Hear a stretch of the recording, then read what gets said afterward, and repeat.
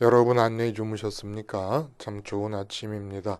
우리 2016년 6월 24일 금요일 말씀으로 드리는 오늘의 번제 열왕기상 1장으로 같이 하겠습니다.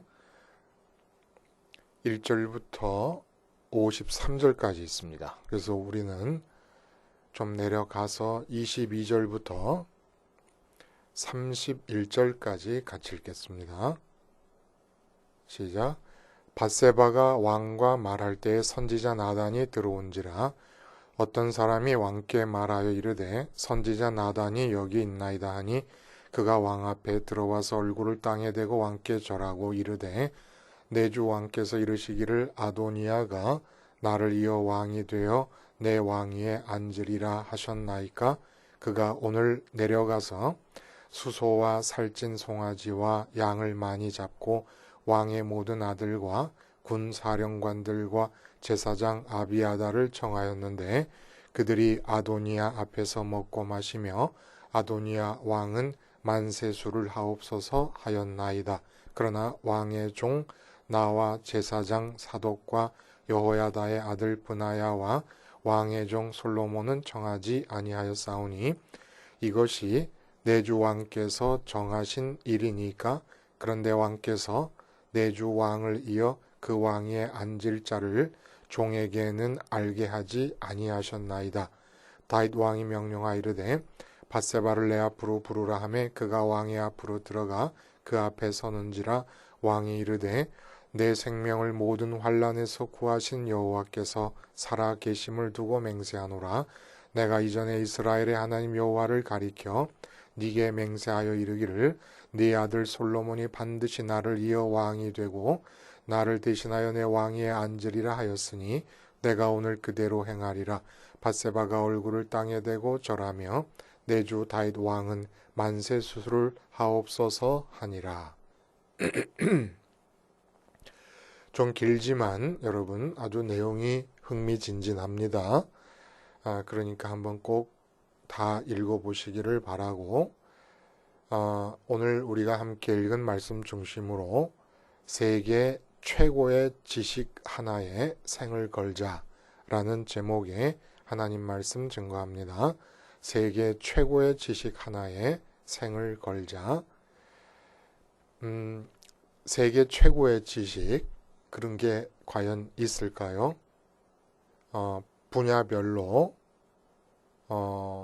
가장 보편적으로 타당한 지식은 있을 수 있겠습니다만은 과연 세계 최고의 지식이 있을까? 더군다나 내 생을 걸 만한 지식, 내 생을 걸 수 있을 세계 최고의 단 하나의 지식이라 그러면 대충 우리가 생각해도 어떤 조건을 구비해야 되는가라는 생각이 옵니다.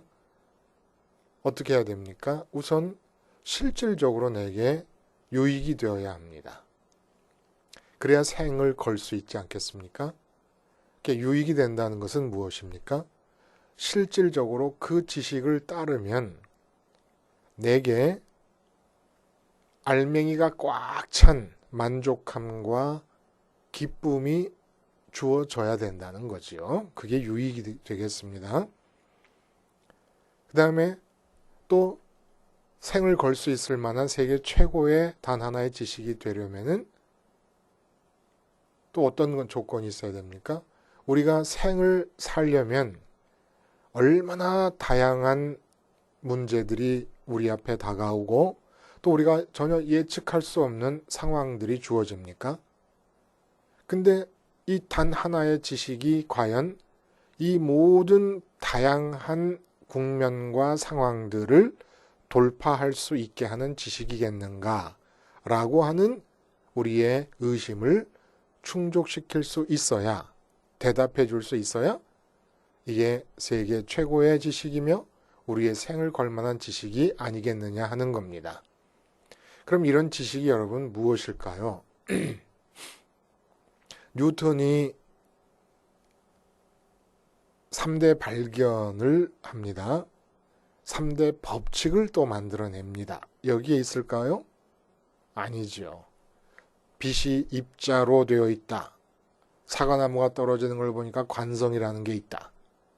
뭐 등등. 그리고 뭐 미적분, 이게 3대 발견 아닙니까? 그리고 3대 법칙이 있어요. 운동의 법칙, 뭐 관성의 법칙, 운동과 반작용의 법칙입니까? 이런 거 아니에요. 그러면 요즘 세상이니까 뭐 애플의 스티브 잡스를 전기를 읽어보면 그런 지식이 나옵니까?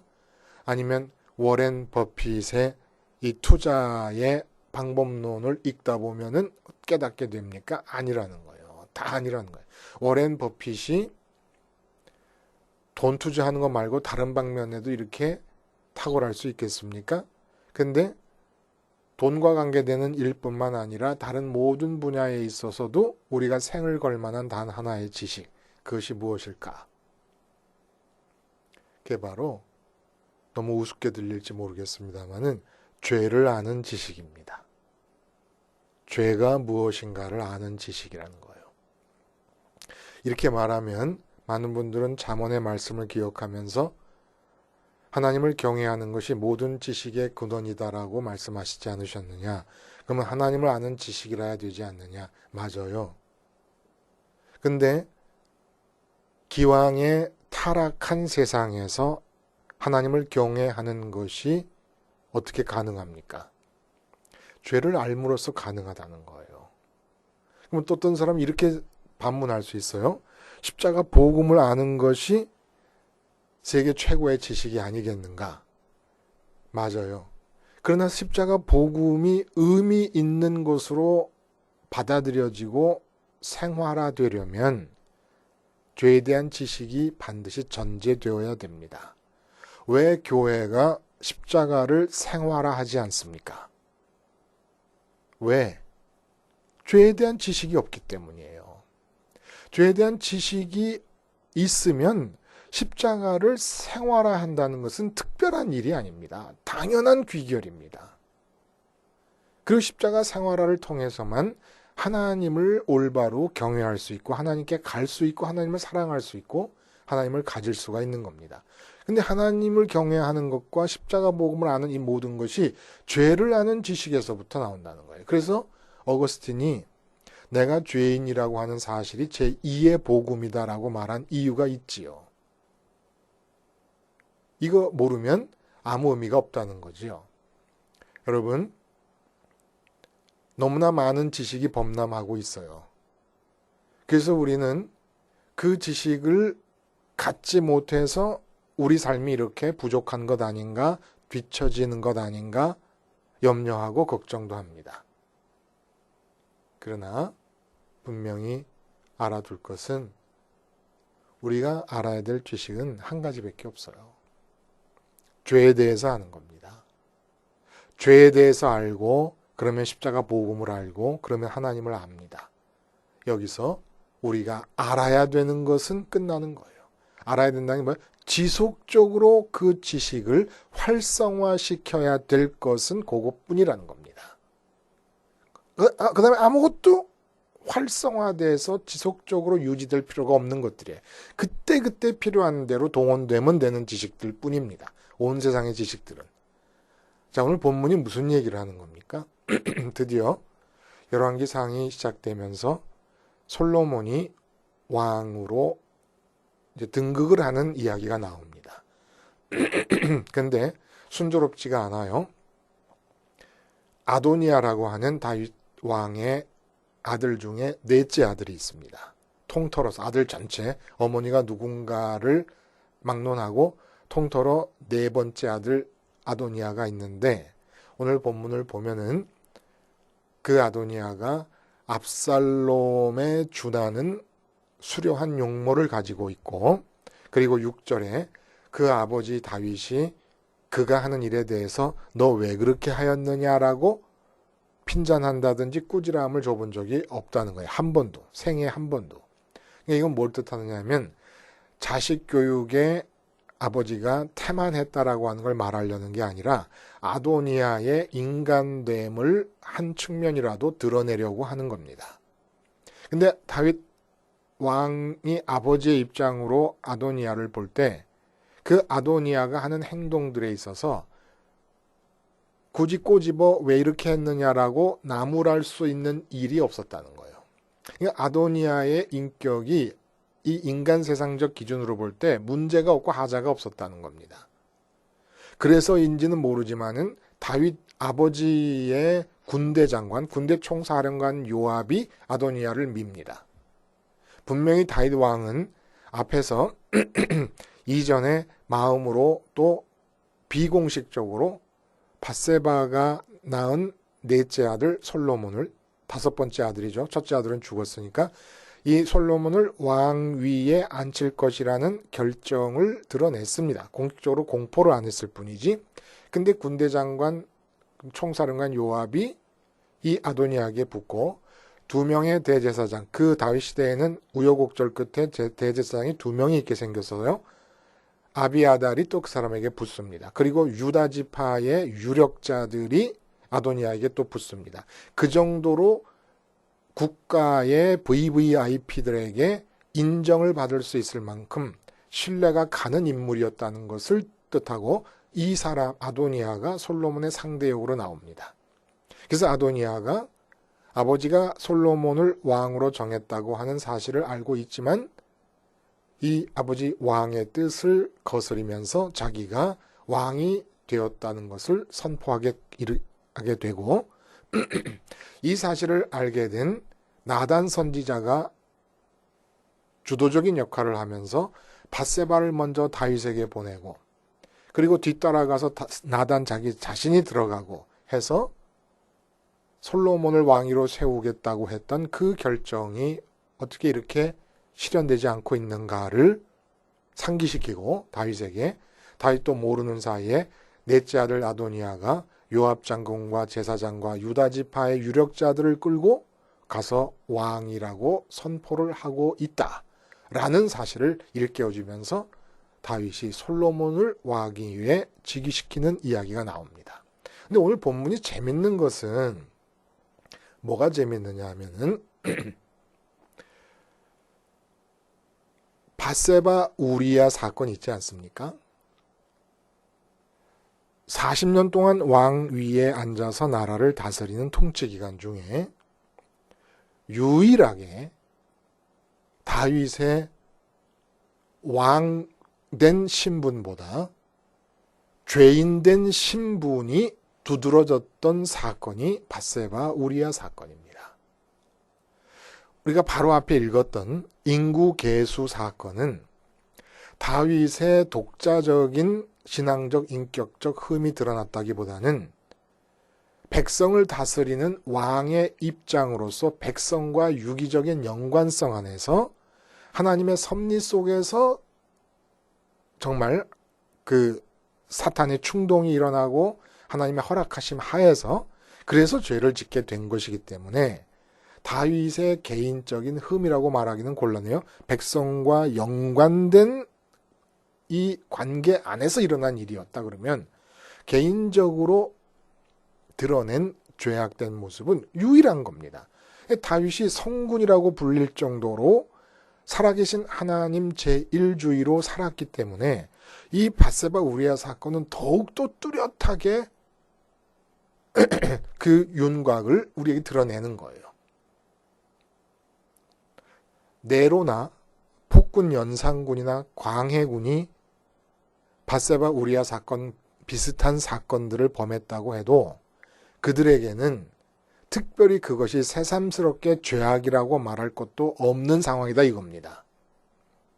근데 이렇게 40년 성군으로서의 통치 기간 중에 유일하게 왕된 신분보다 죄인된 신분이 두드러질 수밖에 없었던 이 밧세바 우리아 사건에 참여된 자들이 모두 등장을 한다는 거예요. 솔로몬이 왕위로 즉위하는 이 과정에 있어서 밧세바가 등장을 합니다. 우리아는 죽었으니까 다윗과 밧세바 당사자가 등장하는 물론이고 나단과 요압이 등장을 합니다. 요압은 어떻게 관여합니까? 이 밧세바 우리아 사건에 왕의 명령을 받아서 밧세바의 남편인 우리아를 죽도록 적진 깊숙한 곳으로 일부러 집어넣고, 그리고 그때 다윗 그 이스라엘 군대가 우리야 죽이려고 하는 전략 때문에 패배하고 말아요. 그 순간에는. 그러니까 전쟁의 패배를 감수하면서도 왕의 명령을 따라 우리야를 죽입니다. 참여한 거예요. 그러니까 요압 장군은 솔로몬이 못마땅한 거예요. 자기는 권력욕에 의해서 자기의 위치를 지키기 위해서 왕의 명령을 따라 우리야를 죽였지만 왕을 옹립한다고 하는 차원에 있어서 솔로몬은 다윗 왕의 가장 추악한 모습이 드러난 사건에서의 열매라는 겁니다. 그러니까 요압 장군 마음속에는 솔로몬이 왕이 되어야 될 이유가 하나도 없는 거예요. 밧세바의 넷째 아들인데 살아있는 넷째 아들이고, 다윗에게는 그 외에도 15명, 16명의 아들이 있는데 그 중에서 지금 다 죽었으니까, 첫째, 둘째, 셋째가 다 죽었으니까, 압살롬까지. 당연히 네 번째 아들이 왕위 계승자가 돼야 되는 건 상식적으로 관례상 어느 나라에서도 당연하게 여겨질 수밖에 없는 일 아니냐는 겁니다. 그런데다 아도니아가 성품이 상당히 훌륭합니다. 탁월한 점이 있습니다. 아들들 중에서는 제일 탁월한 거예요. 넷째가 지금. 그래서 요압은 아도니아를 밉니다. 근데 똑같이 나단이 이 밧세바 우리아 사건에 가담하지 않습니까? 요압 왕은 자기의 권력을 지키기 위해서 왕의 명령을 듣고 죄악에 가담하고 그 죄악을 범하는 쪽으로 가담하고, 나단 선지자는 그 죄악을 왕에 맞서서 지적하는 쪽으로 가담을 합니다. 근데 보세요. 밧세바 우리아 사건이 악하다고 지적한 나단은 그 밧세바와의 다윗 사이에서 난 아들 솔로몬, 자기가 지적했던 죄악의 결과로 태어난 솔로몬을 왕으로 옹립하려고 그러고, 그 죄악, 다윗의 죄악을 같은 방향으로 편승했던 요압은 그 죄악됨으로 인해 나타난 솔로몬을 반대하고 아도니아를 세우려고 합니다. 그리고 아도니아를 따르는 요압 장군과 이어서 유대 지파 사람들과 유력자들과 대제사장 아비아달, 그리고 솔로몬 쪽을 지지하는 나단 선지자와 대제사장 사독과 그 외에 다윗의 친위 부대들 딱 나눠져 버리는 거예요. 이 나눠짐이 뜻하는 바가 뭡니까? 그리고 솔로몬이 나중에 지혜의 왕이 되잖아요. 역사상 가장 지혜가 있는 왕으로 믿지 않는 사람들조차도 뭣도 모르면서 그냥 솔로몬을 지혜의 왕이라고 꼽아요. 근데 이 지혜의 왕이 어디서 태어납니까? 바로 세계 최고의 지식으로부터 태어난다는 거예요. 그러니까 아버지가 한 수 위라는 겁니다. 솔로몬이 많은 지혜, 아버지가 다윗이에요. 왜 솔로몬이 왕이 되었느냐는 거예요. 하나님이 정하셨으니까. 그럼 하나님은 왜 솔로몬을 정하셨느냐는 얘기입니다. 다윗에게 많은 아들이 있었지만 솔로몬은 다윗에게 어떤 아들입니까?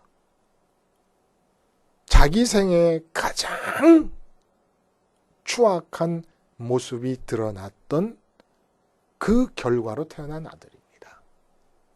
그러므로 솔로몬이라는 존재는 항상 다윗의 마음속에 다윗 자신이 내가 왕이다라는 생각보다는 내가 죄인이다라고 하는 생각을 불러일으키는 존재입니다.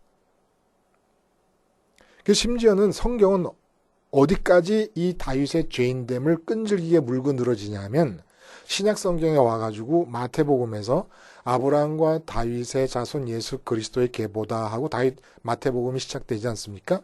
거기서 6절에 보면은 솔로몬의 태어남을 이렇게 얘기합니다. 다윗이 우리아의 아내 밧세바에게서 솔로몬을 낳으니라. 우리아의 아내가 아니에요.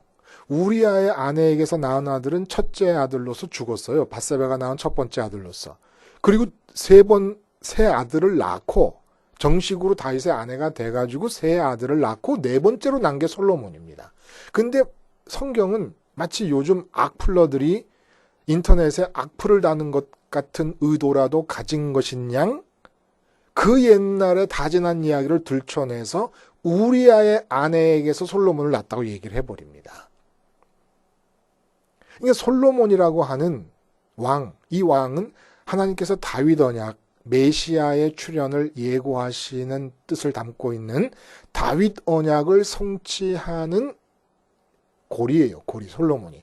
근데 그 솔로몬이 태어난 것을 왕 다윗에게서 태어난 것이 아니라 죄인 다윗에게서 태어난 것으로 기록하고 있다는 거예요.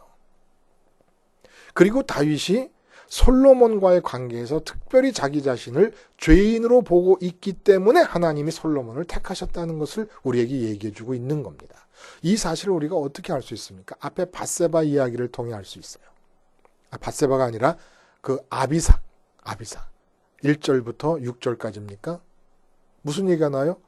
70된 노인으로서의 다윗이 기력이 다 쇠해갖고 이불을 덮어도 몸이 따뜻하지가 않아요.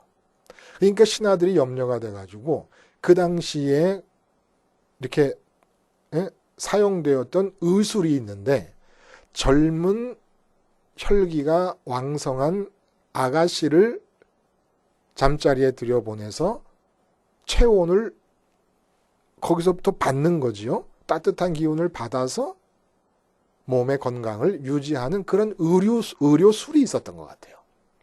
그래서 이스라엘 나라에서 다 뒤져가지고, 그러니까 미스 이스라엘을 뽑은 겁니다. 그게 아비삭이에요. 근데 들여보내서 수중은 드는데 다윗 왕이 잠자리를 함께하지 않았다는 얘기를 하고 이제 솔로몬의 즉위 얘기가 나오는 거예요. 그러니까 솔로몬의 즉위 얘기 전체를 이 아비삭의 이야기를 배경으로 깔고 보라는 얘기입니다. 솔로몬이 왜 즉위하게 됐느냐라는 얘기를.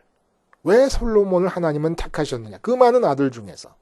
또 밧세바가 낳은 아들 중에서도 왜 그를 택했냐. 그건 우리가 알 수 없지만 어쨌든 솔로몬을 택한 하나님의 의중을 깨닫게 해줄 수 있도록 배경을 깔아준 사건이 아비삭이라는 거예요. 여러분,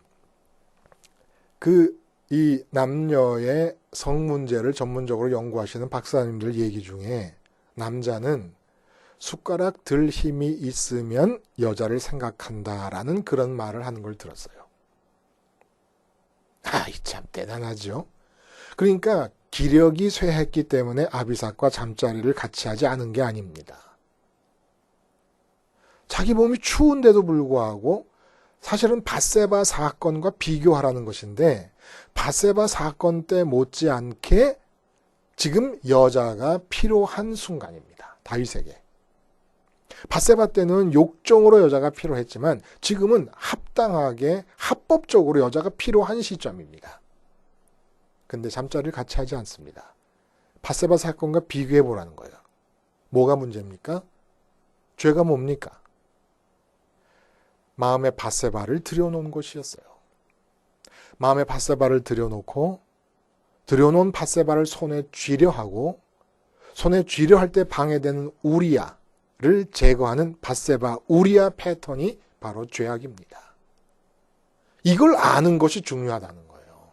근데 지금 어떤 상태입니까? 다윗이